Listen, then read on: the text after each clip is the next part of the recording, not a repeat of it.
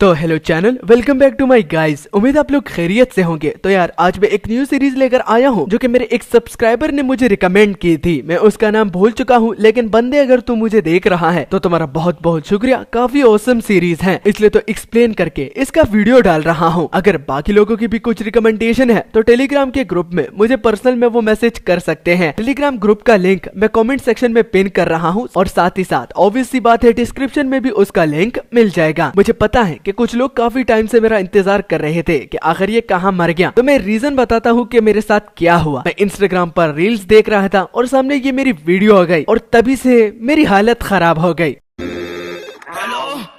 पुरुषों में नीचे वाले लुल्ले पर हरी मिर्च की चटनी और चंदन लगाने से नीचे वाला काला लुल्ला गोरा। मजाक कर रहा हूँ, ऐसी कोई बात भी नहीं है। अगर ये करता तो सीधा ऊपर ही पहुँच जाता। कम्युनिटी करके भी आप लोगों को बता सकता था, लेकिन कुछ लोग होते हैं जो कि मेरी बात को लाइटली ले लेते हैं। उन लोगों को लगता है कि मैं बहाना मार रहा हूँ, लेकिन वाकई में जो होता है मैं वही बताता हूँ। तो चलो अब और आप लोगों का टाइम वेस्ट नहीं करता, अब अपनी वीडियो की ओर बढ़ते हैं, वो भी बिना किसी देरी के। तो स्टोरी लाइन की स्टार्टिंग काफी ब्रूटल तरीके से शुरू होती है, क्योंकि हम देखते हैं एक मॉन्स्टर को जिसके मुंह से एक अजीब सी चीज निकल रही थी, लेकिन उसी चीज से वो नीचे एक सोल्जर को मारने की तैयारी कर रहा होता है, जिसको पता नहीं कब से उसने पकड़ा हुआ है। और जैसे ही उस अजीब से टेंटिकल से उस नीचे पकड़े हुए सोल्जर पर अटैक करता है, तो उसकी आई पर जो कवर लगा हुआ था, तो उससे वो टेंटिकल उसके सिर से आर पार होने से बच जाता है। लेकिन बदकिस्मती से वो सोल्जर अपनी एक आंख को खो देता है। दर्द के मारे वो सोल्जर काफी जोर से चिल्लाता है, और उसके बाद जैसे तैसे करके भी वो उस मॉन्स्टर के चंगुल से खुद को छुड़ा लेता है। लेकिन चाहे वो जितना भी इसके बारे में सोचे, तो वो सोल्जर खुद ही इस बात को एक्सेप्ट कर लेता है कि यहाँ पर वो खुद को तब तक नहीं बचा सकता जब तक वो इस मॉन्स्टर का खात्मा ना कर दे। लेकिन ये बात कहने में तो आसान, लेकिन करने में काफी ज्यादा मुश्किल। लेकिन फिर भी खुद को दिलासा देता हुआ कि वो तब तक हार नहीं मानेगा जब तक उसका वो रिवेंज पूरा नहीं हो जाता। तो हाँ यार, ये भी एक ऐसा मांगा है जिसमें सोल्जर को किसी बंदे से रिवेंज लेना होता है, और रिवेंज लेने में वो इतना खोया होता है कि वो मौत के कगार पर है। लेकिन यहाँ पर वो सरवाइव करना जीने के लिए नहीं, बल्कि अपना वो रिवेंज लेने के लिए कर रहा है। तभी हमारा सीन पास्ट में चला जाता है, जहाँ पर हमें इस इनवर्स वर्ल्ड के बारे में पता चलता है। इनवर्स वर्ल्ड 127, जहाँ पर हम एक टियांग येंग नामी बंदे को देखते हैं, और ये और कोई नहीं बल्कि वही बंदा है जो कि इस स्टोरी का मेन प्रोटैगनिस्ट है। हमारा main protagonist 4th division squad का एक सोल्जर होता है, और सोल्जर नंबर 1507 होता है। पता चलता है कि हमारा टियान येंग अपने लीडर को फॉलो कर रहा था। वो अकेला नहीं, बल्कि उनके लीडर के साथ और सोल्जर्स भी होते हैं। और टियान से हमें ये पता चलता है कि उनकी टीम अपने मेन बेस के साथ कांटेक्ट खो चुकी है, लेकिन उनके लीडर बात मानने को तैयार ही नहीं, और वो इस मिशन को जल्द से जल्द खत्म करना चाहते हैं। लेकिन टियान येंग किसी किस्म का खतरा मोल नहीं लेना चाहता, इसलिए तो वो ये बात अपने लीडर वू को बताता है, जिससे उनके लीडर को इतना गुस्सा आता है कि वो उसे पेट में एक जोरदार लात देता है, और उसे ये बात क्लियरली बताते हुए कि अगर उसे इतना ही डर लग रहा है तो वो यहाँ पर उनके साथ आया ही क्यों था, और उसे फिक्र करने की कोई भी जरूरत नहीं, क्योंकि इस मिशन में जितने भी मॉन्स्टर का सामना उन लोगों को करना पड़ रहा है, तो लीडर वू उसे अपने गार्डन के कीड़े मकोड़ों के साथ कंपेयर करता है। तो उन मॉन्स्टर्स को अवॉइड करने के लिए टियान की टीम काफी आराम से चल रही थी, क्योंकि वो जितना शोर करेंगे तो उन मॉन्स्टर्स को पता चलेगा कि यहाँ पर अभी भी कुछ लोग जिंदा बचे हैं। लेकिन लीडर वू की गलती की वजह से कि उसने टियान को पेट में लात दी, जिससे टियान नीचे जमीन पर गिर चुका था, और इससे टियान के गिरने की आवाज एको करने लगती है, और साथ में कुछ पत्थर भी नीचे जा गिरते हैं। और गिरने की आवाज पूरी तरह से रुकने के कुछ सेकंड्स बाद ही उनको अब नीचे मॉन्स्टर्स के आने की आवाज आती है, जो कि सुनकर टियान अब वहाँ पर रुकने का ठान लेता है। वो लीडर वू की गलती को अपने सिर ले लेता है, लेकिन तब तक वो उनको अपनी पूरी बात कह देता तो पीछे से फायर करने की आवाज आती है। तो पता चलता है कि फायर और किसी पर नहीं बल्कि टियांग येंग के पैर पर जाकर लगती है, और वो फायर और कोई नहीं बल्कि लीडर वू ही चलाते हैं। जब इसके पीछे का रीजन हमारा मेन प्रोटैगनिस्ट लीडर वू से पूछता है, तो लीडर वू जवाब को सिंपल और काफी क्रूल तरीके से उसे बताते हैं कि ये उसी की ही गलती है कि उसके गिरने की वजह से शोर हुआ है, और ऊपर से टियान ही था जिसकी वजह से उनकी टीम काफी धीरे धीरे चल रही थी। और साथ ही साथ लीडर वू अपने कनेक्शन लॉस्ट होने की वजह भी हमारे मेन प्रोटैगनिस्ट के सिर पर ही डाल देता है, और लीडर वू उसे एक कॉमनर बुलाता हुआ कि उसे तो गर्व होना चाहिए कि वो कॉमनर होता हुआ अपनी टीम की मदद कर रहा है जो कि नोबल्स हैं, तो उसके लिए इससे बढ़िया बात और क्या ही हो सकती है। साथ में लीडर वो एक फर्स्ट एड भी उसके सामने फेंक देता है ताकि वो उसकी वजह से खुद को ट्रीटमेंट दे पाए। और लीडर वो ने उसके सामने फर्स्ट एड इसलिए फेंका ताकि वो ज्यादा देर तक जिंदा बचे, और जितनी देर तक वो सरवाइव करेगा तो उतना ही उन्हें टाइम मिलेगा यहाँ से भाग निकलने का। लीडर वू के एक्शन मानो कुछ ऐसे होते हैं जैसे कि उसने ये पहले से ही प्लान बनाया हुआ था कि वो टियान के साथ ऐसा करेंगे। और लीडर वू की इन सारी हरकतों और बातों को सुनने के बाद टियान को इतना गुस्सा आता है कि वो अपने लीडर को 2-4 गालियां भी देता है, लेकिन वो उसे नजरअंदाज करता हुआ हमारे टियान को जमीन पर उसी तरह ही पड़ा हुआ छोड़ के चला जाता है। कोई भी उसकी मदद करने के लिए नहीं रुकता और टियान की पूरी टीम टियान को उस तरह बेबस सिचुएशन में छोड़ के चली जाती है। कुछ ही देर के बाद हम टियान को देखते हैं जो कि उन मॉन्स्टर से भागता हुआ खुद को बचा रहा था, लेकिन वो मॉन्स्टर होते हैं कि उनकी स्पीड इतनी तेज होती है कि वो टियान के साथ कैचअप कर लेते हैं। एक मॉन्स्टर तो डायरेक्ट झपटा मारता है, लेकिन टियान जैसे तैसे करके भी उस मॉन्स्टर को अपने चाकू की मदद से मार डालता है। लेकिन वो मॉन्स्टर एक से ज्यादा होते हैं क्योंकि एक को तो टियान मार डालता है, लेकिन दूसरा उसे अपने साथ नीचे धकेलता हुआ बिल्डिंग से गिरा देता है। गिरने की वजह से वो मॉन्स्टर तो मर जाता है, लेकिन हमारा टियान जैसे तैसे करके भी इस सिचुएशन को भी सरवाइव कर लेता है। लेकिन अब जबकि एक और आवाज क्रिएट हो गई है और वो पहले से काफी जोरदार थी, तो और भी मॉन्स्टर आसपास की जगह से निकल आते हैं। टियान खुद को अपनी इस हरकत पर काफी ज्यादा कोसता है क्योंकि उसकी आवाज की वजह से पहले के मुकाबले में और भी ज्यादा मॉन्स्टर उसी की ओर आ रहे होते हैं। और हमारा टियान उन मॉन्स्टर्स को प्राउलर्स बुलाता है, लेकिन हम इन्हें मॉन्स्टर्स ही बुलाएंगे। तो वो मॉन्स्टर जो कि धीरे धीरे टियान की ओर बढ़ रहे होते हैं, तो अचानक से वो एक ही जगह पर खड़े हो जाते हैं जो कि टियान की नजरों में एक अजीब सी बात थी। और वो इसी सोच में पड़ जाता है कि आखिर वो क्या वजह हो सकती है जिसकी वजह से ये आगे नहीं बढ़ पा रहे। तो साइड में टियान को कुछ चमकता हुआ नजर आता है और वो क्रिस्टल ग्रास होती है, जिसके बाद हमें ये भी पता चलता है कि जो प्राउलर्स मॉन्स्टर्स होते हैं तो उनको इन क्रिस्टल ग्रास से काफी ज्यादा डर लगता है, और इसी वजह से वो टियान के चाहकर भी करीब नहीं आ सकते। और सबसे चौंका देने वाली बात तो ये होती है कि वो क्रिस्टल ग्रास दूर दूर तक फैली होती है, और आगे जाकर तो पूरे क्रिस्टल ग्रास का एक गार्डन होता है जो कि टियान के नजर में आते ही उसी जगह का रुख वो ले लेता है। थोड़ी और दूर जाने के बाद टियान के सामने एक बहुत बड़ा चमकता हुआ ऑब्जेक्ट होता है जिसके बारे में हमें टियान ही बताता है, और वो उसे स्टार ऑब्लिस्क बुलाता है। और साथ में ये भी पता चलता है कि टियान इसी को ही ढूंढ रहा था, लेकिन कहानी इतनी स्मूथली चले और उसमें ट्विस्ट ना हो तो ये हो ही नहीं सकता, क्योंकि पीछे एक और मॉन्स्टर अपीयर होता है जो कि वहाँ पर आते ही टियान के कंधे पर हाथ रखता है, और टियान को इतना बड़ा झटका लगता है कि वो अपनी जगह से आगे कदम ही नहीं बढ़ा पा रहा। और वो जो मॉन्स्टर होता है तो वो टियान को छोड़ के उस स्टार ऑब्लिक्स को तोड़ने पर लग जाता है, जो कि देखकर टियान काफी ज्यादा डेस्परेट भी होता है, लेकिन उसे काफी गुस्सा भी चढ़ता है क्योंकि अगर ये स्टार ऑब्लिक्स टूट जाता है तो एक तो मिशन भी फेल हो जाएगा और ऊपर से वो मॉन्स्टर भी अंदर आ जाएंगे। इसलिए तो डेस्परेटली टियान अब उस मॉन्स्टर पर अटैक करने का ठान लेता है और गुस्से में उस मॉन्स्टर को जान से मार डालने के लिए आगे बढ़ जाता है। लेकिन बदकिस्मती से वो मॉन्स्टर टियान को काफी आसानी से पकड़ लेता है और उसे पकड़ता हुआ उसी स्टार ऑब्लिक्स पर काफी जोर से दे मारता है। टियान जो कि पहले से जख्मी था तो इस अटैक के बाद वो खड़ा भी नहीं हो पा रहा, और ये बात टियान को काफी ज्यादा चुभती है कि वो इतना ज्यादा वीक क्यों है। वो फाइट करते करते मरना चाहता था, ना कि इस तरह कि वो अपनी मौत के आने का खुद ही इस तरह लेटे लेटे इंतजार करे। टियान को खुद से काफी ज्यादा घिन आने लगती है, लेकिन ऊपर से वो मॉन्स्टर उसके काफी ज्यादा करीब आ चुका था। तभी हमारा टियान एक चीज को नोटिस करता है कि ऊपर की छत धीरे धीरे क्रैक होने लगती है और साथ में उससे काफी ज्यादा रोशनी भी आने लगती है। और जैसे ही वो छत पूरी तरह से टूट जाती है तो टियान को एक अलग सी एंटिटी नजर आती है, एक नकाब पहनी हुई एंटिटी जो कि शायद से टियान की मदद करने के लिए आई है। उसके आते ही एक सिस्टम पर मैसेज आता है जो कि किसी स्पिरिचुअल फ्यूजन की बात कर रहा था। वो स्पिरिचुअल फ्यूजन और किसी का नहीं बल्कि टियान का ही हो रहा था। साथ ही साथ उस फ्यूजन के बीचों बीच उसकी रिकवरी भी हो रही थी, और हमारा टियान जो कि बेहोशी के स्टेट में था तो वो सिस्टम खुद ब खुद पपेट मोड पर खुद को सेट कर लेता है, जिससे वो स्पिरिचुअल फ्यूजन बीच में ना रुके और धीरे धीरे करके 10%, 20% और आखिर में 100% जैसे ही कंप्लीट होता है तो टियान के बाल पूरी तरह से व्हाइट हो जाते हैं। और टियान जो कि अब तक बेहोश हुआ था तो वो स्पिरिचुअल फ्यूजन की रिकवरी की वजह से होश में भी आ जाता है, लेकिन टियान पहले से काफी ज्यादा बदल चुका था और ये बात उसकी आंखों से ही कंफर्म की जा सकती है। इसी बीच हमारा सीन कट हो जाता है और हमें इस यूनिवर्स वर्ल्ड के बारे में बताया जाता है कि ये एक ऐसी दुनिया थी जहाँ पर कॉमन सेंस को डिफाइन किया जा सकता था, यानी कि यहाँ पर लाइटनेस के साथ साथ डार्कनेस भी काफी ज्यादा मौजूद थी। अगर लाइटनिंग को डिफाइन किया जाए तो इसके अंदर वेल्थ की बात हो रही है, इतनी दौलत जो कि आपको अंबानी से भी ज्यादा मालामाल बना सकती है। लेकिन साथ ही साथ इसमें इतना ज्यादा खतरा था जो कि और किसी चीज की वजह से नहीं बल्कि इन मॉन्स्टर्स की वजह से है, जिनको प्राउलर्स भी बुलाया जा सकता है। साथ ही साथ इनवर्स वर्ल्ड में इन लोगों का एक अच्छा सा निकनेम भी है, children of darkness. Inverse world में इन मॉन्स्टर का यही निकनेम है और इन चिल्ड्रन ऑफ डार्कनेस को काफी लोगों ने पूरी तरह से खत्म करने की ट्राई की, लेकिन वो मॉन्स्टर्स को खत्म नहीं कर पाए, लेकिन खुद मौत के घाट उतर गए। इनको पूरी तरह से खत्म करने का बहुत सारे लोगों ने सपना देखा था, लेकिन कोई भी आज तक इस सपने को पूरा नहीं कर पाया। और ये सारी स्टोरी एक गाइड म्यूजियम में बाकी लोगों को बता रही होती है। और ये सारी की सारी स्टोरी उसे कैसे पता चली? तो म्यूजियम में एक बुक है जिनको सर क्लॉ ने लिखा हुआ है, इसी में ही इस इनवर्स वर्ल्ड के बारे में लिखा हुआ था। और बाद में इन लोगों को पता चला था कि इनवर्स वर्ल्ड आखिर कौन सी जगह होती है। वहाँ पर म्यूजियम में एक बच्चा होता है जो कि इस बात को ठान लेता है कि जैसे ही वो बड़ा होगा तो वो खुद पर्सनली इस इनवर्स वर्ल्ड को एक्सप्लोर करना चाहता है। लेकिन पीछे खड़ा एक आदमी जो कि शायद से उसका डैड हो सकता है, तो वो उसे बताता है कि एक्सप्लोर करना तो अच्छी बात होती है, लेकिन वहाँ पर खतरा कदम कदम पर उसे फेस करने को मिल सकता है। इसलिए तो एक्सप्लोर करना तो दूर की बात, उसके करीब भी एक ऑर्डिनरी ह्यूमन नहीं जाना चाहता। ये वाली बात सुनकर बच्चे का मूड ऑफ हो जाता है और वो एक सवाल पूछता है कि अगर ऐसी ही बात है तो अभी तक उन मॉन्स्टर ने यहाँ इस वर्ल्ड पर इन्वेड क्यों नहीं किया? अगर वो इतने ही ज्यादा हैं तो अभी तक वो इनवर्स वर्ल्ड में ही क्या कर रहे हैं? वो चाहे तो हमारी इस दुनिया पर भी इन्वेड कर सकते हैं, तो उन्हें आखिर कौन इस तरह रोके रखा है? तो बच्चे के सवाल को सुनने के बाद वो गाइड जवाब में कहती है कि तुमने बहुत अच्छा सवाल किया है। अगर मैं बताऊं कि ऑर्डिनरी ह्यूमन बीइंग के अलावा भी और भी ऐसे ह्यूमन बीइंग है जिसके साथ सुपर पावर्स है, तो क्या तुम वो बनना चाहोगे? तो गाइड जिन सुपर ह्यूमन बीइंग की बात कर रही है तो उन्हें असेंडेंट बुलाया जाता है, जिनके पास सुपरनेचुरल पावर होती है जो कि उन मॉन्स्टर से लड़ने में उनकी मदद करती है। और उन्हीं में से एक हमारा टियान बना है। जब सीन दोबारा हमारे टियान पर पड़ता है और अब असेंडेंट बनने के बाद अब उसकी पूरी पर्सनैलिटी ही चेंज हो गई थी और वो उस मॉन्स्टर से डरने के बजाय अब काफी ज्यादा एक्साइटेड हो रहा था, क्योंकि वो टेस्ट करना चाहता है कि आज के बाद वो और क्या क्या अलग कर सकता है। तो वो मॉन्स्टर टियान की इस इवॉल्विंग को देखने के बाद सीधा उस पर अटैक करती है, लेकिन हमारा टियान जो कि अगर पहले वाला होता तो यहाँ से भाग निकलता, लेकिन अभी वो अपने जगह से हिलता भी नहीं। वो सामने की ओर अपना हाथ करता है और अपने सुपरनेचुरल पावर की मदद से एक शील्ड बनाता है, जिसकी मदद से वो उस अटैक को काफी आराम से ब्लॉक करता है और सामने से गायब होकर वो उसके पीछे आ जाता है। और वही हाथ जिसकी मदद से अभी तक उसने एक शील्ड बनाई हुई थी तो वो उसकी गर्दन के आर पार कर देता है, जिससे उस मॉन्स्टर को इतना ज्यादा दर्द होता है कि वो चिल्लाते हुए टियान से खुद को दूर करता है। और वो मॉन्स्टर अपनी बॉडी को एक बॉल के शेप में ट्रांसफॉर्म करता है और अपने टेंटिकल्स की मदद से उसने छत के साथ खुद को चिपकाया भी होता है। कुछ ही देर के बाद उसी टेंटिकल की मदद से जब अपना मोमेंटम बरकरार करता है तो तेजी से वो टियान के करीब आ पहुंचता है उस पर अटैक करने के लिए, और वो बिल्कुल एक रबर बॉल की तरह इधर उधर छलांगे मारता है। टियान उसकी इस स्ट्रेटेजी को काफी आराम से समझ लेता है और कुछ अटैक्स को तो डॉज, लेकिन बाद में साइड से उसको सिर्फ देख ही रहा था। और जो ही वो मॉन्स्टर अब सामने से सीधा हेड ऑन टियान पर अटैक करने के लिए आगे बढ़ रहा था तो टियान चुटकी बजाता हुआ एक लाइटनिंग सोर्ड को समन करता है। अटैक पावर का तो पता नहीं कि इसके अलावा भी वो सोर्ड और क्या क्या कर सकती है, लेकिन सामने से जो मॉन्स्टर आ रहा था तो एक स्ट्राइक लगाने के बाद उस सोर्ड की पावर इतनी ज्यादा होती है कि वो उस पूरी बिल्डिंग को ही 2 हिस्सों में कर देता है और साथ में जो मॉन्स्टर सामने से आ रहा था तो वो भी 2 हिस्सों में बढ़ जाता है। उस बिल्डिंग के पूरी तरह से गिरने के बाद और अपने टारगेट को पूरी तरह से खत्म करने के बाद वो पपेट मोड भी खुद ब खुद डीएक्टिवेट हो जाता है। डीएक्टिवेट होते ही टियान अब खुद के कंट्रोल में होता है, क्योंकि अभी तक उसे ये सिस्टम ही कंट्रोल कर रहा था, लेकिन अगर कंट्रोल उसके पास खुद ही आ गया है तो उसमें तो खड़े होने की हिम्मत ही नहीं थी। तो रिजल्ट में हमारा टियान बेहोश हो जाता है। बाद में होश में आने के बाद वो खुद को जिंदा पाकर काफी ज्यादा हैरान हो रहा था, क्योंकि उसने डार्क चिल्ड्रन लेवल 3 के साथ फाइट जो की थी और उस फाइट में वो जीत भी चुका था, तो ये उसका फर्स्ट टाइम जो था, तो इसलिए उसे काफी ज्यादा हैरानी हो रही थी। और बाद में जब उसे ये पता चलता है कि वो एक असेंडर बन चुका है तो ये जानने के बाद उसे एक झटका लगता है, क्योंकि अपनी क्लास की ओर देखकर जिस पर एवेंजर लिखा हुआ था तो इस तरह की क्लास उसके पूरे फोर्ट्रेस में नहीं थी। वो एवेंजर क्लास को पहली मर्तबा देख रहा था जो कि सिर्फ उसे ही मिली थी, इसलिए तो वो खुशी से अब हंसने लगता है। लेकिन उसकी हंसी अगर मजीद और ज्यादा बढ़ जाती तो वो मॉन्स्टर बाद में दोबारा आ जाते, और अब जबकि खतरा टेम्पररी टल चुका है तो वो यहाँ से निकलने का ठान लेता है। जिसके बाद अगले सीन में हम देखते हैं कि फोर्ट्रेस में एक बंदा जो कि सर्वेलेंस कैमरा की मदद से फोर्ट्रेस के बाहर एक ऐसे मंजर को देखता है जिसको देखकर उसके पैरों तले जमीन घिसक जाती है, क्योंकि एक डिस्ट्रॉयड हुई कार जिसके हेडलाइट पर क्रिस्टल ग्रास लगा हुआ था और उसके सामने मॉन्स्टर जिनको जंजीरों से बांधकर उस गाड़ी के साथ अटैच किया हुआ था, तो वो मॉन्स्टर के डर का इस्तेमाल अपने लिए जो भी कर रहा था, तो वो इस आइडिया से काफी ज्यादा इम्प्रेस होता है। वो जल्द से जल्द बाकी लोगों को इन्फॉर्म करता है कि कोई फोर्ट्रेस में आना चाहता है, जो कि शायद से उसी फोर्ट्रेस का बंदा होगा। उस कार से बाहर आने के बाद टियान उस बंदे को सीधा सैल्यूट देता है और वो बंदा भी टियान येंग के वापस आने के बाद उनको बधाई देता है। खुद को वापस अपने फोर्ट्रेस में देखने के बाद टियान के चेहरे पर एक मुस्कान होती है और वो काफी ज्यादा रिलीफ भी फील कर रहा था।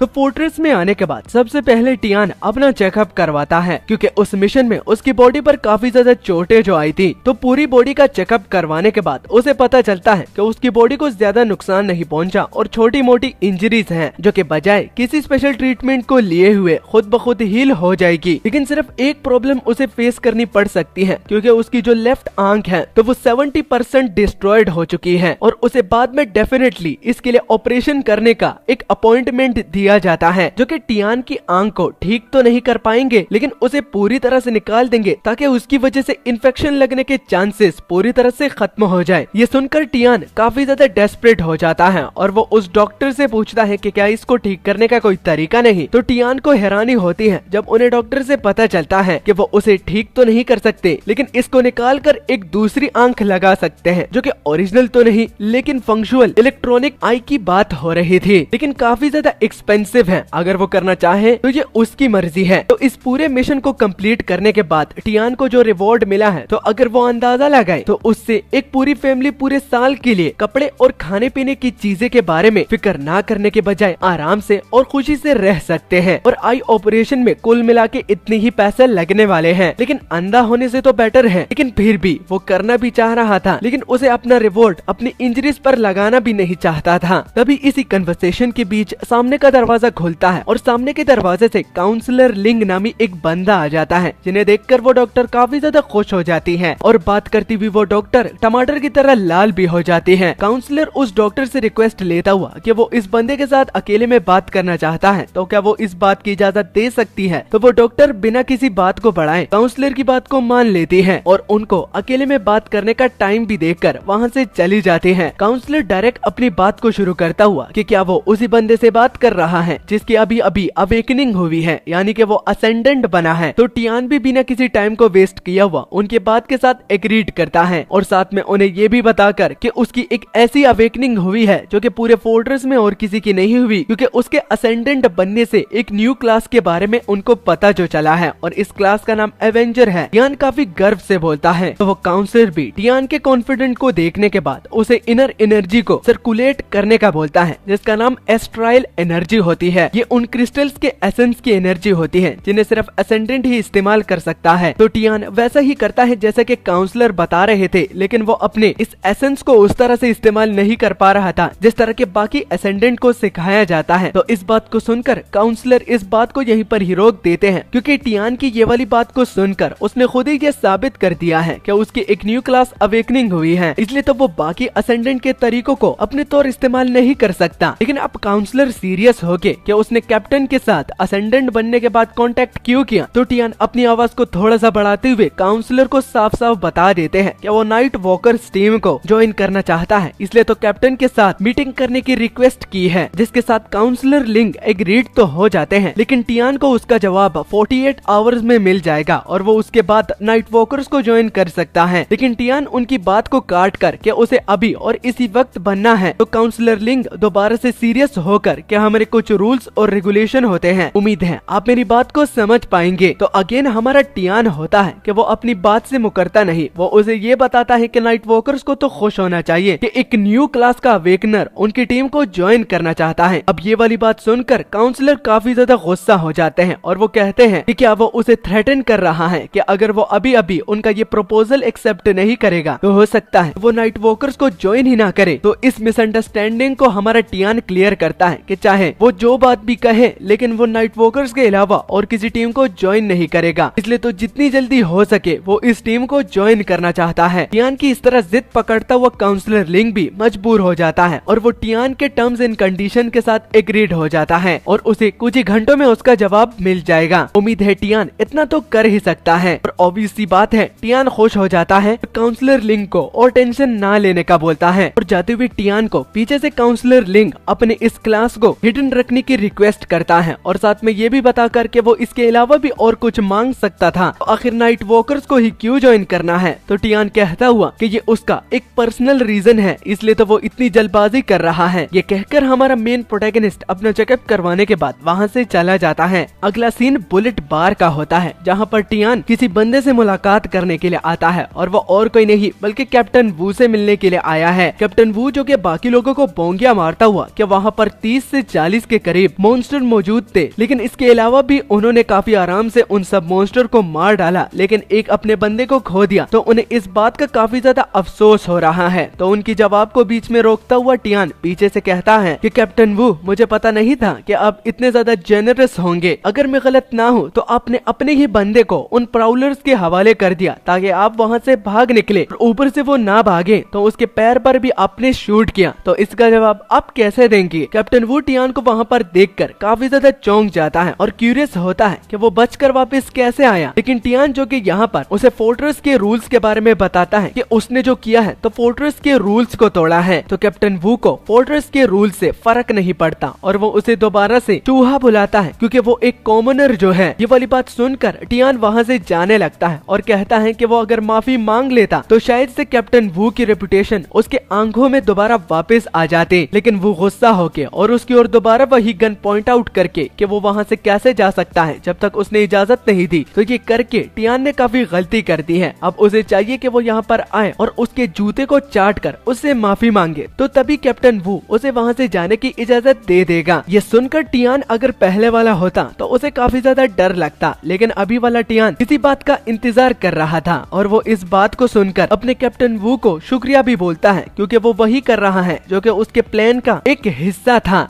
अगला सीन दोबारा काउंसलर लिंग पर बढ़ता है जो कि अपने ऑफिस में बैठे हुए थे और सामने का दरवाजा खुल के वहाँ पर एक बंदा आता है जो कि काउंसलर लिंग से कहता है कि नया बंदा जो कि अभी अभी असेंडर बना है तो काफी बड़ा गुंडा है। उनकी ये वाली बात सुनकर काउंसलर इसके पीछे का रीजन पूछते हैं तो वो बंदा कहता है कि मैं आपको दिखाता हूँ। वो जाकर बुलेट बार के सर्वेलेंस कैमरा को खोल देता है और उसे नजारा दिखाता है। तो इस वाले नजारे पर एक नजर पड़ते ही काउंसलर लिंग समझ जाते हैं कि आखिर क्यों टियान येंग अभी और इसी वक्त एक असेंडर की पूरी अथॉरिटी लेना चाहता था। अब काउंसलर लिंग को तो सब कुछ समझ में आ गया है, लेकिन जो बंदा उन्हें ये नजारा दिखा रहा था तो अब वही कंफ्यूज हो गया है। वो क्यूरियस होता है कि आखिर ये बंदा ये सब कुछ क्यों कर रहा है। तो काउंसलर लिंग बताते हैं कि आजकल के इंसान दौलत को पाने में इतना ज्यादा अंधा हो गया है कि वो फोर्ट्रेस के कुछ रूल्स और रेगुलेशन को भूल चुका है। उन्हें लगता है कि फैमिली का स्टेटस हर जगह पर काम आता है, लेकिन बेसिक फंडामेंटल रूल जो कि टॉप 3 में आते हैं तो वो उनको भी भूल चुका है। इसलिए तो लगता है कि टियान येंग का ये जो फॉर्मर कैप्टन है तो इसके तो लगने वाले हैं। जब सीन चेंज होकर हमारे प्रोटैगनिस्ट और कैप्टन वू पर पड़ता है तो टियान जो कि हमारे कैप्टन वू को बधाई दे रहा था कि वो उसके स्क्रिप्ट के हिसाब से ही चल रहा है और वो यही तो चाहता था कि वो उसके साथ कोऑपरेट करे, तो वो इसी वजह से कैप्टन वू को थैंक यू भी बोलता है। लेकिन जहाँ तक कैप्टन वू की बात हो रही है तो उन्हें तो समझ में नहीं आ रहा था, लेकिन एक बात तो साफ साफ थी कि वो बुरी तरह से फंस चुके हैं। लेकिन इसके बावजूद भी वो अपने गन को नीचे नहीं कर रहे। तो फोर्ट्रेस के बेसिक टॉप 3 रूल्स के बारे में टियान जब धीरे धीरे करके बताता है तो वो अपनी असेंडर की पावर को भी कैप्टन वू को डेमोन्स्ट्रेट करता है कि असेंडर और इस फोर्ट्रेस के जो बेसिक फंडामेंटल टॉप 3 रूल हैं तो उनमें से एक अथॉरिटी असेंडर को ये भी मिले हैं कि अगर उनकी जान को खतरा होता है तो वो बिना किसी हिचकिचाहट के फाइट बैक कर सकते हैं, चाहे वो बंदा किसी हाई स्टेटस का ही क्यों ना हो। अगर वो असेंडर पर हमला करना चाहता है तो उसे पूरी कॉन्सिक्वेंसेस को उठाना पड़ेगा। इसी रूल का वो फायदा उठाकर टियान उसके हाथ को काट डालता है। कैप्टन वू दर्द के मारे चिल्लाते हैं और जहाँ तक टियान की बात हो रही है तो अगेन वो थैंक यू बोलकर अब उन्हें पूरी तरह से खत्म करने का ठान लेता है। ये देखकर कैप्टन वू वहाँ से भाग निकलना चाहते हैं क्योंकि अब वो अपनी जान को खोना नहीं चाहते, लेकिन जाते जाते वो दोबारा उसे थ्रेट करता है कि जब भी वो वापस आएगा तो उसे जरूर अपना बदला लेगा। जो ही वो अपनी बात को खत्म करता है तो टियान तेजी से आकर उसकी गर्दन को भी काट डालता है और उसको मारने के बाद टियान काफी ज्यादा रिलीफ फील करता है और उसे काफी अच्छा लग रहा है क्योंकि वो कैप्टन वू के साथ ऐसा जो कर पाया, क्योंकि उसका बदला पूरा हो चुका है। अगर वो एक असेंडर ना बनता वो कब का मर चुका होता और वो कभी भी इस तरह अपना बदला ना ले पाता, वो भी इस खड़ूस कैप्टन वू से। टियान की इस हरकत को देखने के बाद लिंक के साथ जो आदमी खड़ा होता है तो वो हमारे टियान को एक नैरो माइंडेड बुलाता है, छोटी सोच वाला, क्योंकि टियान जज्बात में आकर रिवेंज क्यों लेना चाहता था। वो इस मसले को आगे की ओर ले जाकर उस कैप्टन का फ्यूचर भी खत्म करना चाहता था, तो उसने अक्ल के बजाय अपने जज्बात का सुनकर एक बहुत बड़ी गलती करी है। लेकिन काउंसलर लिंक के आंखों के सामने टियान ने जो भी किया है तो वो ठीक किया है, क्योंकि फोर्ट्रेस में बहुत सारे लोग हैं जो कि असेंडर से जेलस होते हैं, क्योंकि जितनी भी चीजें असेंडर पर इस्तेमाल की जाती है तो बाकी के सोल्जर्स को उस तरह ट्रीटमेंट नहीं दी जाती। इसलिए अगर वो इस बात को रिपोर्ट भी करता तो आगे जाके अपने फैमिली कनेक्शंस की मदद लेके और इस फोर्ट्रेस में जो हल्ला गुल्ला हो रहा है तो इससे वो दोबारा अपने फ्यूचर को ब्राइट कर पाता। इसलिए काउंसलर के नजरों में टियान ने एकदम ठीक किया है। इस तरह के लोगों के साथ ऐसा ही करना चाहिए जो कि सिर्फ और सिर्फ अपने ऑफिस में बैठकर खाते और पीते रहते हैं। इन लोगों को ये नहीं पता कि एक हाई रैंकिंग डार्क चाइल्ड को सिर्फ एक असेंडर ही रोक सकता है। लेकिन काउंसलर लिंक का बंदा जो कि अभी तक टियान के इस हरकत के खिलाफ होता है तो वो ये भी कहता है कि इस वाली हरकत को करने के बाद निजाम पूरी तरह से बदल जाएगा। जिसके बाद अगला सीन दोबारा टियान पर पड़ता है जो कि किसी वजह से काफी ज्यादा खुश हो रहा था और उसकी खुशी के पीछे का रीजन और कोई नहीं बल्कि अपने घर वापस जाने का था। वो काफी टाइम के बाद अपने घर दोबारा वापस जा रहा है और वो इसके लिए काफी ज्यादा एक्साइटेड भी होता है। तो बहुत देर तक सफर करने के बाद वो अपनी जगह जो कि कॉमनर्स की जगह होती है, जिसको आसान अल्फाजों में स्लम्स एरिया भी बुलाया जाता है, तो वहाँ पर पहुँच जाता है। वहाँ पर एक बार में हम देखते हैं कि एक बूढ़ा आदमी जो कि जरूरत से ज्यादा पी चुका था तो वो वहाँ के शॉप ओनर के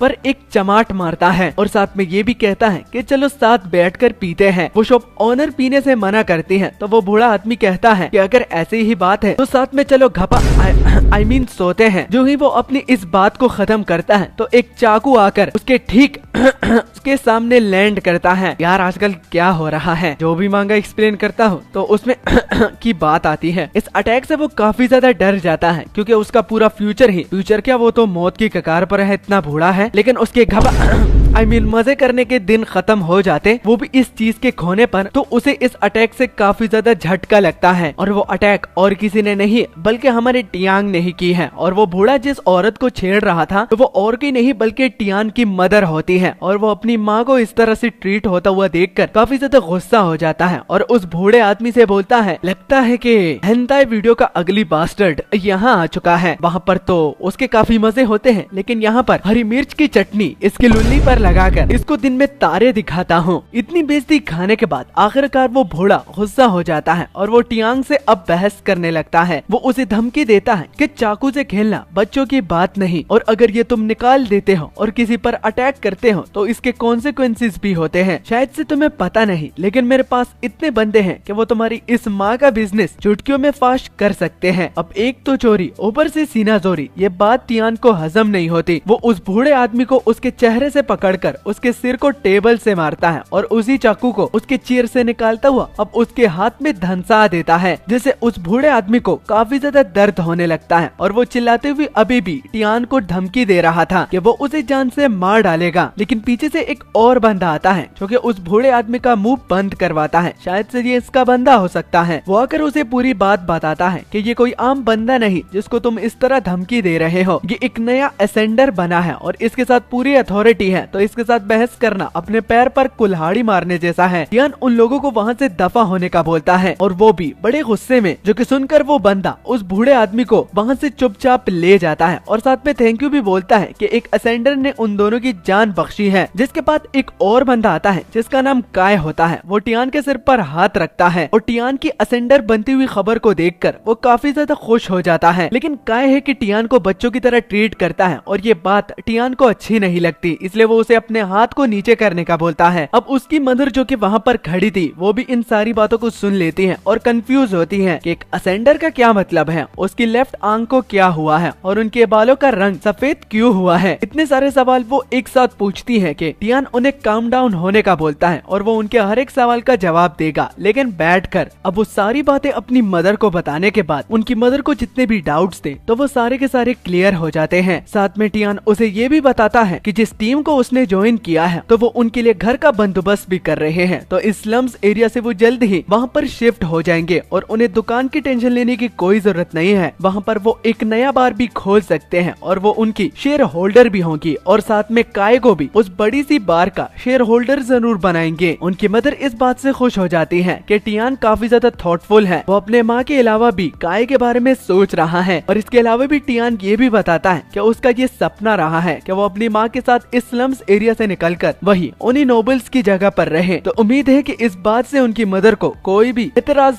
नहीं होगा। जो ही टियान अपनी ये बात खत्म करता है तो उनकी मदर इस बात के साथ एग्रीड नहीं होती कि टियान ने जिस टीम को ज्वाइन किया है तो उसमें जाके काम करे। वो उसकी माँ है और वो उसकी बात को जरूर मानेगा भी, लेकिन टियान को ये समझ में नहीं आ रहा कि वो इन सारे फैसिलिटीज को कैसे इग्नोर कर सकती है। लेकिन फिर भी अपने बेटे की बात को बीच में काट कर वो समझाती है कि ना मतलब ना। इस बात से टियान काफी ज्यादा चिढ़ जाता है क्योंकि इससे पहले की जॉब में भी जब वो अप्लाई करना चाहता था तो उनकी मदर इसी तरह ही रिएक्ट कर रही थी और आज भी इसी तरह ही है। वो हर एक काम को करने से टियान को रोकती है और उनके फादर भी इसी वजह से यानी कि मदर के इस तरह एक्ट करने से थक गए थे और इसलिए छोड़ के चले गए। टियान ने यहाँ पर लाइन को क्रॉस कर दिया था, इसलिए वो अपने चेहरे पर एक जोर की चमाट भी खाता है जिससे उसका मुंह एकदम से बंद हो जाता है। वहाँ पर एक ऑकवर्ड माहौल फैल जाता है और अभी तक टियान जो कि शांत बैठा था तो वो अपनी माँ से बाद में बात करेगा। वो इस टॉपिक पर मजीद अपने मदर के साथ और बहस नहीं करना चाहता क्योंकि उसे पता है कि ये बात यहाँ पर खत्म नहीं होने वाली और वो ये बात भी बताकर चला जाता है कि वो बाद में जरूर आएगा इस टॉपिक पर बात करने के लिए। ये कहकर दरवाजे पर भी बंदा आता है जो कि टियान को लेने के लिए आया था क्योंकि उन्हें एक डायरेक्ट ऑर्डर मिला है। टियान अपनी माँ की बात को सुनता नहीं और उस बंदे के साथ जाने के लिए रेडी हो जाता है और उस ऑर्गेनाइजेशन की गाड़ी में अपने बेटे को बैठती हुई ये माँ खिड़की से देख रही थी, लेकिन कुछ भी नहीं कह पा रही थी, जस्ट देखती ही जा रही थी। गाड़ी में बैठने के बाद वो बंदा हमारे टियान को ये भी बताता है कि वो अपनी पावर से खुद भी श्योर नहीं है कि इसको कैसे इस्तेमाल किया जा सकता है, तो एज अ गाइड उनको अभी के लिए रेवन टीम को ज्वाइन करना होगा क्योंकि वहाँ के जो कैप्टन है तो वो टियान की इस प्रॉब्लम में उसकी मदद कर सकता है। साथ में उसे एक बैग भी दिया जाता है जिसमें उसके आउटफिट और वेपन भी पड़े होते हैं। वो इसके अलावा भी खुद ऑर्गेनाइजेशन से बोल सकता है अगर उसे आगे फ्यूचर में कुछ चाहिए हो तो। और मजीद बातें एरिया नंबर 7 में पहुँचने के बाद वो बंदा उन्हें बताता है कि बाद में अगर रिपोर्ट देना हो तो जनरल हांशु को देना। इसी के साथ मैं आपको वो सारी बातें बता चुका हूँ जो कि मुझे ऑर्डर दिया गया था आपको बताने के लिए। सारी बातों को सुनकर टियान उसे थैंक्स बोलता है और उसने अपना आउटफिट भी पहन लिया था और हमारा टियान काफी बैडएस भी नजर आ रहा था। जिसके बाद रास्ते के बीच में ही पीछे से हमारे टियान को आवाज लगाता है कि उसे यहाँ पर नहीं आना चाहिए था क्योंकि ये जगह रेवन टीम की मीटिंग के लिए सेट की गई है। और आखिर वो है कौन? टियान अपना इंट्रोडक्शन देता है और साथ में ये भी बताता है कि जनरल लिंग ने उसे यहाँ पर भेजा है। तो टियान की इंट्रोडक्शन को सुनकर उस बंदे के एक्सप्रेशन बहुत बिगड़ जाते हैं क्योंकि उसे गुस्सा चढ़ता है कि जब वो टियान को यहाँ पर पाता है। टियान दरअसल काफी ज्यादा फेमस हो गया है कि अवेकन होने के बाद उसने अपने ही बॉस को मार डाला, जिसका रीजन तो बाकी लोगों को पता नहीं चला, लेकिन इसमें उसकी कोई गलती नहीं है और सारे लोग उसे ही दोष देते हैं। और काउंसलर लिंग का बंदा जो कि उसी मोमेंट को विटनेस कर रहा था तो उसने भी उसी वक्त ये बता दिया था कि निजाम इसके बाद बहुत ज्यादा चेंज होने वाला है और इसके असरात अभी से ही नजर आने लगे हैं। टियान गुस्सा हो जाता है क्योंकि ये बंदा जरूरत से कुछ ज्यादा ही बकवास कर रहा है और उसे बातें भी सुना रहा है। और वो बंदा लाइन तब क्रॉस कर देता है जब वो टियान की मजबूरियों को उसकी औकात बताता है कि उसकी मदर और उसको इस फोर्ट्रेस में वेलकम नहीं किया जा सकता और उन जैसे लोगों को इस फोर्ट्रेस में नहीं बल्कि कचरे में होना चाहिए। ये वाली बात कहकर वो बंदा अपनी लाइन को क्रॉस कर देता है और हमारा टियान गुस्सा होके उसे वो सारी बात वापस लेने का बोलता है जो कि अभी उसने कही है, लेकिन वो बंदा भी टियान से लड़ने के लिए रेडी होता है और उसे कहता है कि यहाँ पर उसके साथ एक ही टीम में काम करने से तो ये अच्छा है कि उसे यहाँ पर अभी से ही निकाल दिया जाए। हमारे टियान को इस बात का गुस्सा चढ़ा हुआ है कि जब तक उसकी बात हो रही है, चाहे इसमें उसकी बेइज्जती ही क्यों ना हो रही हो, तो वो इस बात को बर्दाश्त कर सकता है। लेकिन अगर बात उसके पेरेंट्स पर आती है तो वो इस बात को जरा सा भी बर्दाश्त नहीं कर सकता। इसलिए टियान उस बंदे को पहले से ही ये बात क्लियर कर देता है कि अगर वो पहले से माफी मांग लेता है तो ये फाइट यहाँ पर ही खत्म हो सकती है। लेकिन वो बंदा होता है कि काफी ज्यादा एरोगेंट है। वो टियान को और ज्यादा गुस्सा दिलाने के लिए उसे माँ का लाडला पुकारता है कि उसके बगैर वो कुछ जिंदगी में कर ही नहीं सकता। और अब टियान ने जितना बर्दाश्त करना था तो वो उतना कर चुका है। टियान अब उस बंदे पर अटैक करने के लिए जो ही आगे बढ़ता है तो तब तक उन दोनों के फाइट शुरू हो जाए और उन दोनों में से किसी को चोट लग जाए तो बीच में एक बंदा आता है जो कि दोनों के फाइट को एक सेकंड में रोक देता है। अब उस बंदे के बारे में हमारा टियान कुछ भी नहीं जानता, लेकिन जहाँ तक उस अगले बंदे की बात हो रही है तो वो उसे लीडर पुकारता है और उस लीडर का नाम और कोई नहीं बल्कि लीडर हांशु ही होता है। ये वही है जो कि टियान को उसकी पावर को समझने में मदद करेगा। और जो बंदा टियान से लड़ रहा था तो वो अपने लीडर को यहाँ पर देखकर कंफ्यूज हो चुका है कि ये यहाँ पर इस फाइट के बीच में क्या कर रहे हैं। इस बात की उसे समझ में नहीं आती और वो जब इसके बारे में रीजन पूछता है तो बिना किसी जवाब दिए हुए लीडर हांशु उसके चेहरे पर एक जोरदार मुक्का लैंड करते हैं, जिससे वो बंदा पीछे गिर जाता है। और अब उस बंदे के सवाल का जवाब ये लीडर हांशु देता है कि चेंगडू, मुझे पता है कि तुम यहाँ पर मुझसे कौन सा सवाल करने वाले हो कि मैं यहाँ पर क्या कर रहा हूँ। तो इस बात को तुम खुद भी अच्छी तरह से जान चुके हो कि तुमने यहाँ पर किसकी बेइज्जती की है। क्या तुम्हें जरा से भी शर्म नहीं आती कि अपने टीममेट के बारे में तुम ऐसा बोलते हो और एडिशनली तुम उसकी माँ तक इस टॉपिक को बढ़ा सकते हो? तो तुम्हें तो शर्म आनी चाहिए। चेंगडू, तुमसे मुझे ये उम्मीद नहीं थी। तो लीडर हांशु के डांटने के बाद ये तो पता चल चुका है कि उस बंदे का नाम चेंगडू है, वो भी रेवन टीम में है जिसमें टियान ट्रेनिंग करने के लिए आया है। टियान लीडर हांशु के स्ट्रेंथ को देखने के बाद काफी ज्यादा चौंक जाता है और अब उसे घबराहट भी हो रही है क्योंकि उसकी पावर लेवल को वो अपनी आंखों से विटनेस कर चुका है। और तब तक टियान अपना इंट्रोडक्शन दे पाए तो लीडर हांशु को पहले से ही उसे पता चल चुका है कि ये बंदा टियान ही है, जिसके बारे में उसे हेडक्वार्टर से खबर मिली है कि रेवन टीम में एक और नया टीममेट आने वाला है। और लीडर हांशु एडिशनली चेंगडू से भी बोलते हैं, जो कि पता नहीं कहां दूर धकेला गया था, कि उसे अपनी न्यू टीममेट की मदद करनी चाहिए और उसे आसपास की जगह दिखानी चाहिए, ना कि उसके साथ फाइट करनी चाहिए। और वो गुस्से की नजरों से टियान की ओर भी देखता है कि और तुम्हें वेपन इसलिए नहीं दिया गया था कि तुम अपने टीममेट की ओर ही ये पॉइंट आउट करो। टियान तब तक इस बात के लिए माफी मांग ले तो लीडर हांशु अपने एक्सप्रेशन को चेंज कर देता है और वो टियान के आने से काफी ज्यादा खुश होते हैं। वो उसको वेलकम भी करते हैं और साथ में ये भी कहते हैं कि वो टियान का काफी बेसब्री से इंतजार कर रहा था। जिसके बाद लीडर हांशु टियान को ट्रेनिंग रूम में ले जाता है, जिसमें टियान खुद को वहाँ पर पाके अब थोड़ा बहुत कंफ्यूज हो जाता है कि लीडर हांशु उसे यहाँ पर ट्रेनिंग रूम में क्यों लेकर आए हैं। क्या वो इसलिए कि वो उसे पनिश करना चाहते हैं? जब वो अपने मन की बातें लीडर हांशु को बताता है तो जवाब में लीडर हांशु कहते हैं कि वो कोई हरामी नहीं जिसको छोटे बच्चों को तंग करने में मजा आता है। मैं तो यहाँ पर एज अ टेस्टमेंट तुम्हें टेस्ट करना चाहता हूँ, क्योंकि मुझे खुद भी नहीं पता कि लिंग फेंग मुझसे क्या चाहता है। उसने तुम्हें यहाँ पर क्यों भेजा है? तुम इतने ज्यादा वीक हो के तुम्हें तो चाहिए था कि लिंग फेंग तुम्हें ट्रेनिंग कैंप में ले जाए। लगता है कि उसने मुझे एक बेबी सिटर समझा हुआ है कि मैं इस तरह के बच्चों को यहाँ पर ट्रेन करूंगा। लीडर हांशु सीधा सीधा टियान के मुंह पर उसे वीक बुलाते हैं, जो कि बात उसे हजम नहीं होती। तो टियान लीडर हांशु से कहते हैं कि डोंट जज a book by its cover, आप मुझे कुछ ज्यादा ही अंडर एस्टिमेट कर रहे हैं, मैं इतना भी बुरा नहीं हूँ। लीडर हांशु उसका कॉन्फिडेंट देख के काफी इम्प्रेस हो जाते हैं, लेकिन वो उसे ये बात रिमाइंड करके कि चाहे उसकी क्लास जोन सी भी हो, लेकिन उसके प्रोफेशन को देखने के बाद शायद टियान समझ जाए कि वो क्यों इस तरह की बात कर रहे हैं। तो उसका प्रोफेशन और कोई नहीं बल्कि एक टैंकर होता है, जो कि हम बाकी सारे मांगास में देख चुके हैं कि टैंकर काफी डिफेंस में माहिर होते हैं। और इसी चीज का फायदा उठा के और बोंगिया मारते हुए वो टियान को गुस्सा दिलाते हैं कि अगर वो अपनी जगह से हिलता भी नहीं है तब भी टियान उसका बाल भी वाका नहीं कर सकता और ना ही उसे कुछ नुकसान पहुंचा सकता है। टियान, जो कि अब तक ये सारी बातें सुन रहा था, वो अब लीडर हांशु को चैलेंज देता है कि वो तो जस्ट घबरा रहा था कि अभी अभी वो आया है, वो अपने लीडर को ज्यादा घायल नहीं करना चाहता। अब इस बात से लीडर हांशु भी काफी ज्यादा इंटरेस्टेड हो जाते हैं और कहते हैं कि चलो मुझे दिखाओ कि तुम कितने ज्यादा वीक हो, चलो तुम्हारी स्ट्रेंथ को यहाँ पर टेस्ट करते हैं। तो अटैक की इजाजत मिलते ही हमारा टियान लीडर हांशु पर अटैक करने के लिए आगे बढ़ जाता है। उसे अपनी मूवमेंट्स पे काफी ज्यादा गर्व होता है, क्योंकि उसकी स्पीड को हर कोई इतनी आसानी से सॉर्ट आउट नहीं कर पाता। लेकिन यहाँ पर तो जो ही वो लीडर हांशु के करीब जाता है तो उसके अटैक को लीडर हांशु ने पहले पहले से ही प्रिडिक्ट कर लिया था, इसलिए तो उसका बैलेंस खो जाता है और वो तकरीबन गिर ही जाता है। लेकिन लीडर हांचो उसके करीब आकर उसकी बोन्ट पे एक लात देता है और सीधा चेकमेट, यानी कि बिना पसीना बहाए उसने उसके अटैक को काफी आसानी से समझ लिया। और कुछ सेकंड्स की फाइट के बाद जब वो बैठते हैं और एक दूसरे के साथ अपना एक्सपीरियंस और बातें शेयर करते हैं तो पता चलता है कि टियान को ये पता नहीं था कि लीडर हांचो उसके अटैक को इतनी जल्दी से प्रिडिक्ट कर पाएगा। वो एक भेड़ की तरह उसे इस्तेमाल कर रहा था। लीडर हांचो ने जानबूझकर अपने वीक पॉइंट्स को उसके सामने लाकर खड़ा कर दिया, जो कि देखकर टियान को लग रहा था कि लीडर हांचो को भी ज्यादा कुछ पता नहीं, लेकिन शिकारी तो अपने शिकार को इसी तरह ही पकड़ता है। यही वो पहला नियम होता है जो कि लीडर हांचो हमारे टियान के साथ शेयर करता है कि बच्चे, मैं तुम्हें सिर्फ एक बात बताऊंगा कि जिस एनिमीज के साथ तुम लड़ रहे हो तो उसमें तुम्हारी एनर्जी सबसे ज्यादा मैटर करती है, और दूसरा अपने एनिमीज के अटैक पैटर्न को समझना, तभी जाकर तुम उस बैटलफील्ड में सरवाइव कर पाओगे। इन सारी बातों के साथ टियान एग्रेड करता है और वो कुछ और मजीद बातें भी करते हैं। और बातों बातों में लीडर हांचो को टियान काफी इंटेलिजेंट लगता है। पहले तो वो उसे बेवकूफ समझ रहे थे, लेकिन वो इतना बेवकूफ भी नहीं है। उसे पता है कि उसे कहाँ किस टाइम कैसे बात करनी है। और अब बातों बातों में टियान की कुछ बहुत ही ज्यादा रेस्टिंग हो चुकी है, इसलिए तो वो टियान की पीठ पर थपथपाते हुए कहते हैं कि चलो बेटा, अब मेहनत करने का टाइम आ गया है। टियान हैरान के लीडर हांचो का टेस्ट अब तक खत्म नहीं हुआ, और जब आखिर में खत्म हो जाता है तो हमारे टियान की कुछ हालत ऐसी हो जाती है। वो इतना ज्यादा थक चुका है कि हमारे लीडर हांचो ही उसे घसीटता हुआ लेकर जा रहा था, लेकिन टियान जो कि लीडर हांचो को ये बताते हुए कि वो उसे यहीं पर ही छोड़ दे क्योंकि उसे रेस्ट करना है, थक चुका है और वो मजीद आगे नहीं बढ़ सकता, और वो वहाँ पर आ जाएगा जहाँ पर लीडर हांचो को उसकी जरूरत पड़ेगी। लेकिन पता चलता है कि लीडर हांचो टियान को मेडिकल टीम के पास लेकर जा रहा है, क्योंकि कुछ टाइम के बाद वो इनवर्स वर्ल्ड में इन्वेड करने वाले हैं और वो नहीं चाहते कि टियान खरोचो के साथ इनवर्स वर्ल्ड में हमारे साथ चला जाए। और एडिशनली उसे इस बात से भी इन्फॉर्म किया गया था कि टियान की एक आंख पूरी तरह से बेकार हो चुकी है और उसको रिप्लेस भी करवाना है, क्योंकि वो नहीं चाहते कि टियान एक आंख के साथ इनवर्स वर्ल्ड में उन लोगों के साथ चला जाए। और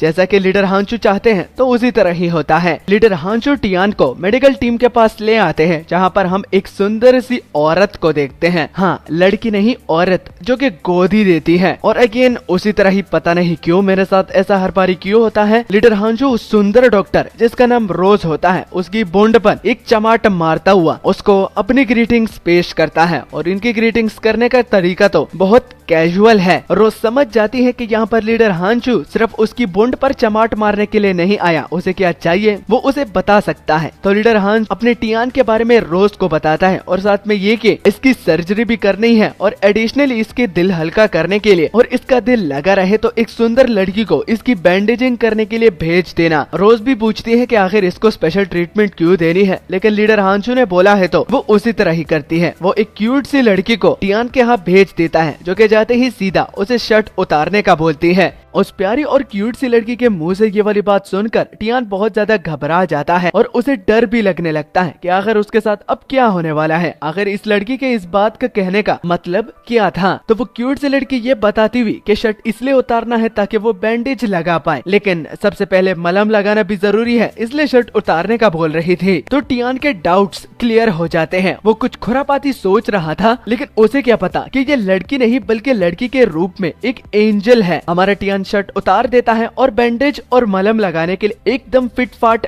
बैठ जाता है। लेकिन अभी भी हम देख सकते हैं कि उसे काफी ज्यादा पसीने आ रहे हैं, क्योंकि इतनी क्यूट और प्यारी लड़की के सामने कोई भी नर्वस हो जाए। हमारा लीडर हांचो जो कि ये सब कुछ देख रहा था उसे काफी ज्यादा हंसी आती है, क्योंकि उसने कभी भी ये एक्सपेक्ट नहीं किया था कि टियान एक इतना इनोसेंट बंदा होगा जो कि इस तरह की ट्रीटमेंट से भी काफी ज्यादा नर्वस फील करेगा, स्टिमुलेट फील करेगा। और यहाँ तक कि ट्रीटमेंट के दौरान वो सांस भी नहीं ले रहा, क्योंकि वो इतना ज्यादा नर्वस जो हो चुका है। टियान को गुस्सा चढ़ता है और वो अपने लीडर को समझाते हुए कि वो उस तरह बिल्कुल भी नहीं बनेगा जो कि वो अभी उनके आंखों के सामने कर रहा है। टियान बात ही कर रहा था, लेकिन इससे जो मलहम पट्टी लगा रहा है उसे काफी ज्यादा दिक्कत हो रही थी, इसलिए वो लड़की टियान को ऑर्डर देती है हिलना मत। और हम पहली मर्तबा देखते हैं कि टियान जैसा एरोगेंट बंदा जो कि किसी की बात पहली बारी में नहीं सुनता, वो उसकी बात पहली बारी में ही सुन लेता है और वो हिलना डुलना बंद कर देता है, जिससे उसका ट्रीटमेंट काफी जल्दी हो जाता है। और टियान उस लड़की को थैंक यू बोलता है क्योंकि उसने उसकी ट्रीटमेंट जो की है। और हमारे टियान के थैंक यू बोलते ही वो लड़की भी रिस्पॉन्स में एक क्यूट सी स्माइल देती है। और अब जबकि बच्चों की रोमांटिक बातें और रोमांटिक मोमेंट्स खत्म हो चुके हैं, तो अब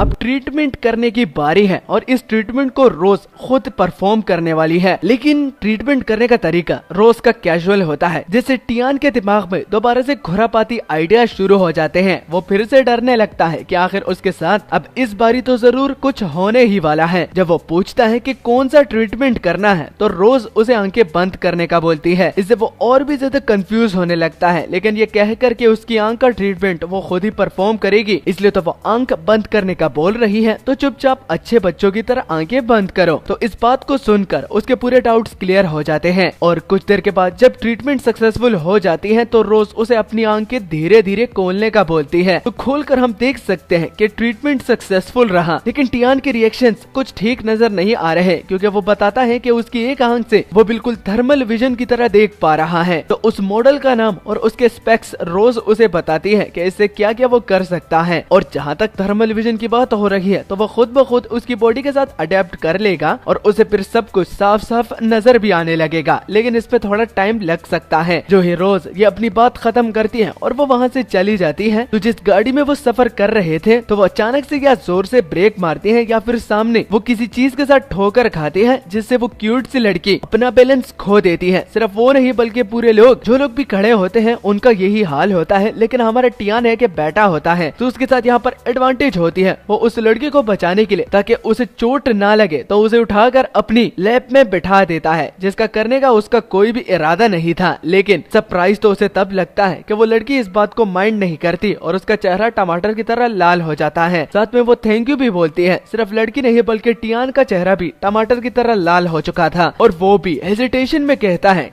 नो प्रॉब्लम। अब इस सडन इंसिडेंट के बारे में तब हमें पता चलता है कि आखिर उस ट्रेन के साथ क्या हुआ था। तो फोन पर कोई टियान येंग का बार बार नाम जोर जोर से ले रहा था और उस कॉल को उठाकर पता चलता है कि वो लीडर हांशु थे, जो कि टियान येंग को इतनी जोर जोर से बुला रहे थे। टियान येंग ये पूछ कर कि आखिर ये क्या हो रहा है, तो लीडर हांशु ये बताकर कि वो इनवर्स वर्ल्ड में इंटर कर चुके हैं और इसी वजह से ट्रेन रुक चुकी है। जब वो रोज की ट्रीटमेंट का मजा ले रहा था तो तब वो यहाँ पर ट्रेनिंग रूम में आ पहुंचे। तो अगर उसकी ट्रीटमेंट पूरी तरह से हो चुकी है तो वो उसे और टाइम वेस्ट करने से मना करता है और अपने पास बुलाता है, जो कि टियान मानकर अपना आउटफिट दोबारा पहन लेता है। लेकिन आउटफिट पहनकर जब वो लीडर हांशु की डायरेक्शन की ओर बढ़ता है तो आखिरी बार दोबारा से टियान उस प्यारी सी लड़की की ओर नजर डालता है, लेकिन बेचारा कुछ कह नहीं पाता। कुछ ही देर के बाद वो लीडर हांशु के बताई हुई जगह पर पहुंच जाता है और आते ही सल्यूट करके अपना नाम और सब कुछ बताता है, लेकिन काफी ब्रीफली तरीके से, डिटेल में नहीं बताता। लीडर हांशु के साथ साथ बाकी जितनी भी रेवन टीम थी वो भी हम पहली मर्तबा देख पाते हैं। और लीडर हांशु एक बात से डिसअपॉइंट होते हैं कि हमारे टियान येंग ने अच्छी तरह से अपनी इंट्रोडक्शन नहीं दी। वो कहते हैं कि कोई बात नहीं, मैं तुम्हारी इंट्रोडक्शन देता हूँ, लेकिन उससे पहले अपने टीममेट के बारे में तो जान लो। वो वॉर गॉड लेवल 3 लाओ जू का नाम सबसे पहले लेता है, जिसके बाद एक और सुंदर सी लड़की जो कि आर्चरी की प्रोफेशनल है लेवल 2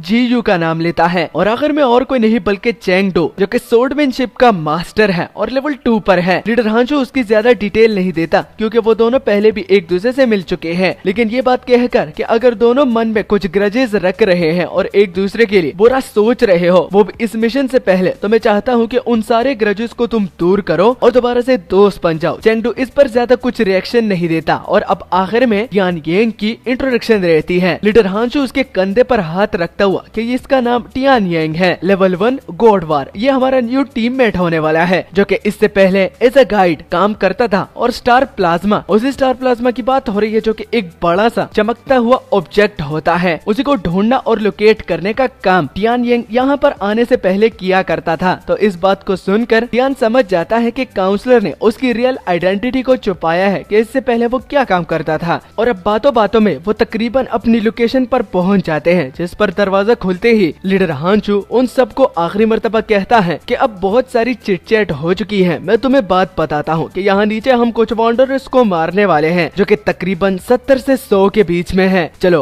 और कुछ नहीं, जस्ट उसे मार डालना है और यही हमारा मिशन है। ये कहकर दरवाजे से सबसे पहले चेंगडू ही बाहर निकलता है और जो ही वो निकलता है तो सामने उसे वो मॉन्स्टर नजर आते हैं, जिसको वो काफी आसानी से और आराम से मार डालता है। और चेंगडू के बाद बाकी की टीम भी बाहर आ जाती है और अब फाइट करने के लिए वो भी रेडी हो जाते हैं। तभी उसके बाद हम कुछ और मॉन्स्टर्स को देखते हैं कि वो लीडर हांशु की ओर बढ़ रहे होते हैं, लेकिन जहाँ तक हमारे लीडर हांशु की बात हो रही है तो वो तो स्वैग में सिगार पीता हुआ स्टाइल मार रहा था। उसको पित्तू से भी घबराहट नहीं हो रही थी और जो ही वो मॉन्स्टर उसके करीब आ पहुंचते हैं और उनमें से एक डायरेक्ट एक झपटा मारता है तो वो अपनी शील्ड की मदद से, जिसकी मदद से अभी तक वो अपने आप को बैलेंस कर रहा था, तो उससे उसे कुचल देता है, बिल्कुल उसका कीमा बना देता है और उसको पूरी तरह से डिस्ट्रॉय करने के लिए ऊपर से उस पर कुछ बीम्स भी फायर होती है और वो फायर और किसी ने नहीं बल्कि हमारे मेन प्रोटैगनिस्ट ने की है, जो कि ऊपर से लीडर हांचो को बैकअप दे रहा था। लीडर हांचो ये देखकर कि ये ऊपर है तो उसे कहता है कि वो नीचे क्यों नहीं आता, इन बाकी लोगों की तरह वो ट्रेनिंग क्यों नहीं करता। तो टियान कहता है कि वो इतना बेवकूफ भी नहीं कि अभी अभी वो एक असेंडर बना है और उसमें इतना घमंड नहीं कि वो खुद को बाकी लोगों से अलग समझे। वो अभी एक नूब है और उसे अब बहुत सारी ट्रेनिंग करनी है ताकि वो उन लोगों की तरह फाइट कर सके। साथ ही में वो नंबर्स में बहुत ज्यादा है तो कॉशियस रहने में क्या ही जाता है। इतनी समझदारी वाली बात सुनकर लीडर हांचो टियान से काफी ज्यादा इम्प्रेस होते हैं और एक्साइटमेंट में उसे ये कहकर कि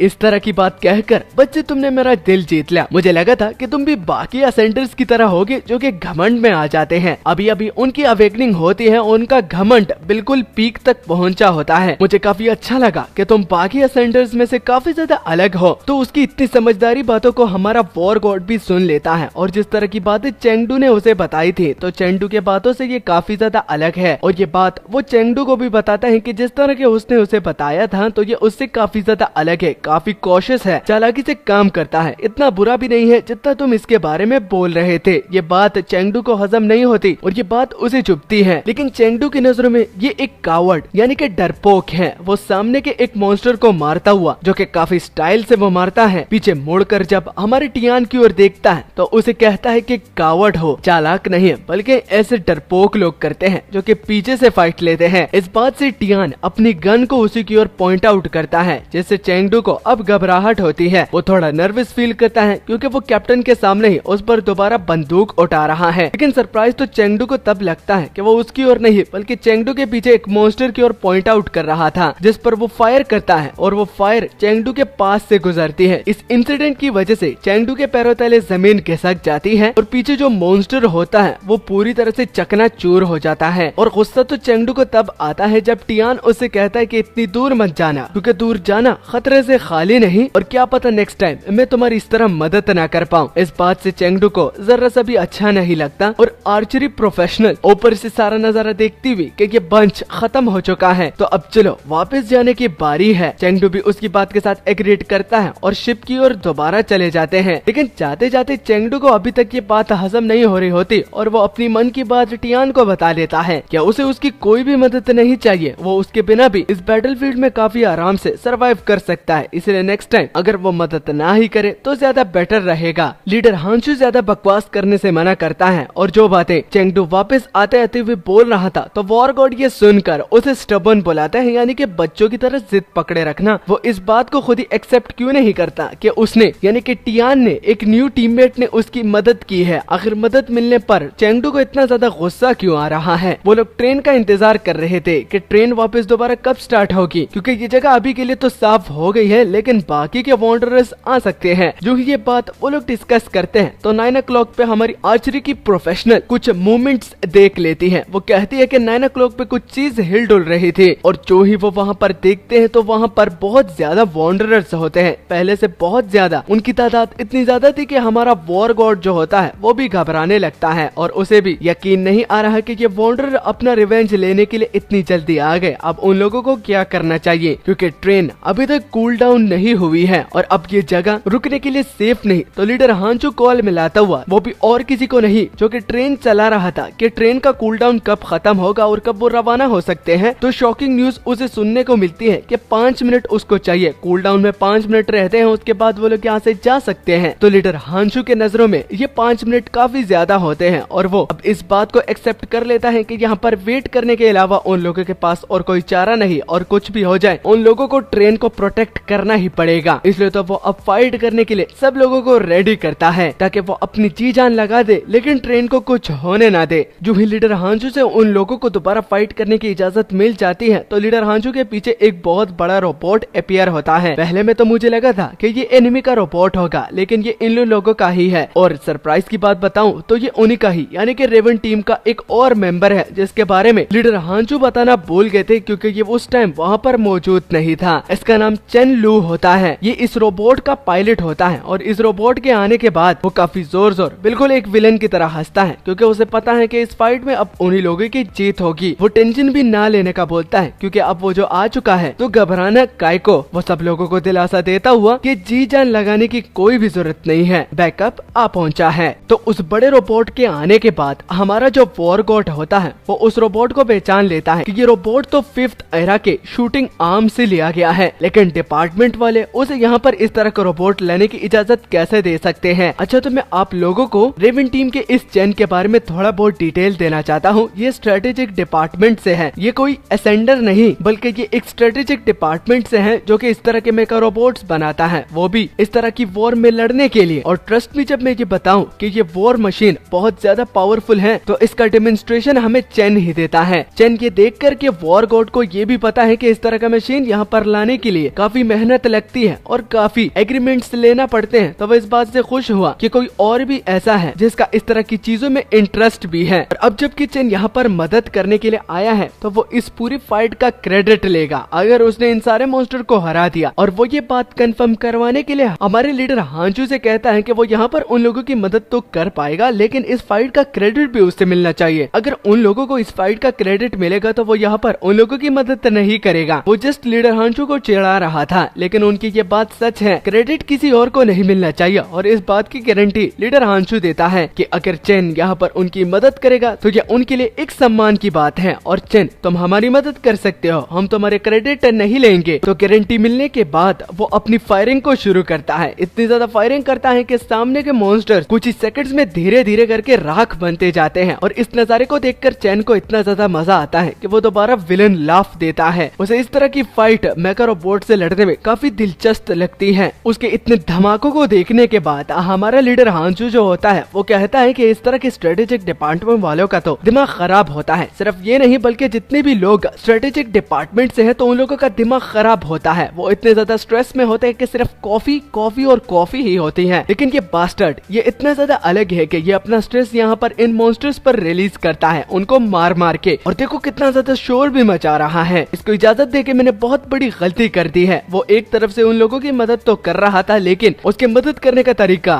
थोड़ा कैजुअल है। लेकिन शौक तो लीडर हांचू को तब लगता है जब पीछे से मिसाइल्स भी वो लॉन्च करता है, एक नहीं बल्कि बहुत सारे। और उस मिसाइल का डायरेक्शन सीधा उन मॉन्स्टर्स पर होता है, जिसे देखकर लीडर हांचू के साथ साथ हमारे टियान के भी पैरों तले जमीन घिसक जाती है। और उन मॉन्स्टर को अच्छे से तलने के बाद जब वो वापस आता है तो सारे लोग इस टेक्नोलॉजी को देखकर काफी ज्यादा इम्प्रेस होते हैं। यहाँ तक कि हमारा वॉर गॉड इस बात में काफी ज्यादा इंटरेस्टेड होता है कि ये लोग टेक्नोलॉजी में काफी ज्यादा आगे निकल चुके हैं। ये है तो सिर्फ 5th एरा का एक मेका रोबोट, लेकिन फाइटिंग को देखने के बाद वो काफी ज्यादा इम्प्रेस हो गया है। अगेन चेन ये देखकर कि वॉर गॉड इस मेका रोबोट पे खुद ही इतने ज्यादा इंटरेस्टेड है तो वो कहता है कि ये तुम लोगों से भी कम नहीं। वो मानता है कि असेंडर्स काफी ज्यादा पावरफुल होते हैं, लेकिन टेक्नोलॉजी को भी अंडर एस्टिमेट नहीं करना चाहिए। और वो जब हमारे लीडर हांचू से पूछता है कि मैंने कैसा किया, यानी कि अब उसे रिव्यू चाहिए कि उसने ये फाइट कैसे लड़ी, उन लोगों को मदद की जरूरत थी और मदद करने के लिए चेन वहाँ पर आ पहुंचा और अब फाइट के रिव्यूज वो मांगना चाहता है। तो लीडर हांचू जिसको अभी तक गुस्सा आ रहा था तो वो क्लैप करता हुआ कहता है, वाह वाह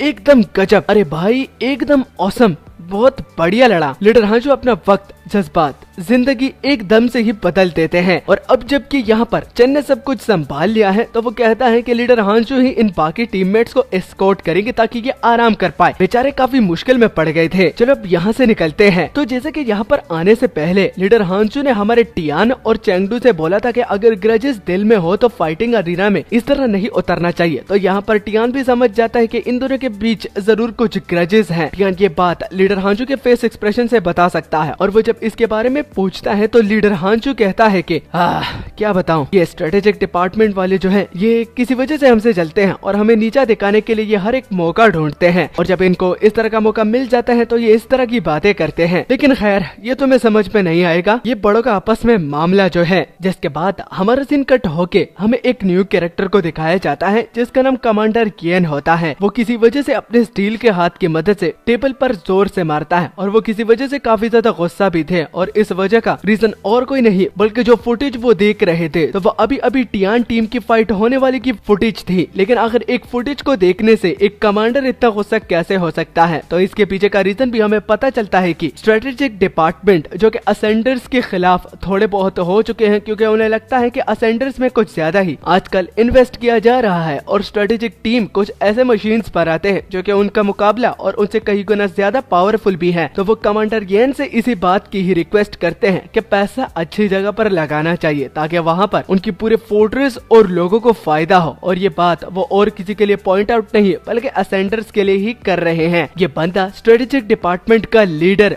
वाइडे है जो कि ये प्रपोजल काफी टाइम से कमांडर येन को देने का सोच रहे थे और अब तो इस मेका रोबोट की परफॉर्मेंस को देखने के बाद वो सीना तान कर ये बात कॉन्फिडेंटली कह रहे हैं कि असेंडर्स में आजकल इतना ज्यादा इन्वेस्ट करना फजूल होता है। लेकिन कमांडर असेंडर की साइड पर होते हैं, वो इस बात से काफी ज्यादा गुस्सा हो जाते हैं कि आजकल के लोगों को क्या हुआ है, क्या उन्हें ये नहीं पता कि इस वर्ल्ड के बारे में उनको किसने बताया था, इसको पहले किसने खोजा था? तो वो और कोई नहीं बल्कि जिसने वो म्यूजियम में डायरी लिखी थी तो वो भी एक असेंडर था जिसने खतरे का पहले से ही इन सब लोगों को बता दिया था। एक असेंडर होने के नाते उसने अपना फर्ज निभाया है। लेकिन आजकल के लोग हैं कि असेंडर्स के खिलाफ हो रहे हैं, उन्हीं लोगों के खिलाफ जो कि आज तक उनको बचाते आ रहे हैं। लेकिन इस बात को सुनकर वाइडे बोलता है कि वो मानता है कि सबसे पहले असेंडर्स ही उनके रखवाले थे, लेकिन आखिर वो इस बात को एक्सेप्ट क्यों नहीं करते कि आजकल की टेक्नोलॉजी भी एडवांस होती जा रही है। वो इतनी एडवांस है कि वो लो रैंकिंग असेंडर्स को रिप्लेस कर सकते हैं और उनकी तनख्वाह को काट कर यहाँ पर इन्वेस्ट कर सकते हैं ताकि और भी अच्छे वो रिजल्ट इन लोगों को प्रोवाइड करे। अब ये वाली बात सुनकर हमारे कैप्टन उनको गिरबान से पकड़कर एक बात समझा देते हैं कि तुम कहते हो कि टेक्नोलॉजी काफी ज्यादा स्ट्रॉन्ग होती जा रही है, लेकिन क्या तुम्हें पता है कि वॉन्डरर्स इससे भी मजीद स्ट्रॉन्ग हो सकते हैं? क्या तुम इस बात की गारंटी दे सकते हो? क्या तुमने उसे देखा है? तुम जस्ट प्रेजेंट पर फोकस हो, तुम चाहते हो कि हमें रिप्लेस कर दिया जाए। लेकिन एक बात याद रखना कि टेक्नोलॉजी वॉन्डरर्स के साथ मैचअप नहीं कर सकती, उनको रोकने का सिर्फ एक ही तरीका है और वो असेंडर्स ही है। और वो इन बातों को यहाँ पर खत्म करते हैं, लेकिन जाते जाते दोबारा उनके जहन में ये बात डाल के कि तुमने रिप्लेसमेंट की बात जो की है उसके बारे में भूल जाओ, ये तो होने ही नहीं वाला। लेकिन वाइडे को भी इस बात से ज्यादा कुछ फर्क नहीं पड़ता, वो तो जस्ट उन्हें भी जाते जाते एक बात सुनाता है कि चाहे वो जितना भी इस बात को इग्नोर करे, लेकिन आजकल के लोग जरूर वोटिंग करेंगे और फिर जीत हमारी ही होगी। उनको भी समझ में आ रहा है कि असेंडर्स पर कुछ ज्यादा ही पैसा खर्च किया जा रहा है और वो इस बात के जल्द ही खिलाफ उठेंगे, फिर आप कुछ भी नहीं कर पाएंगे।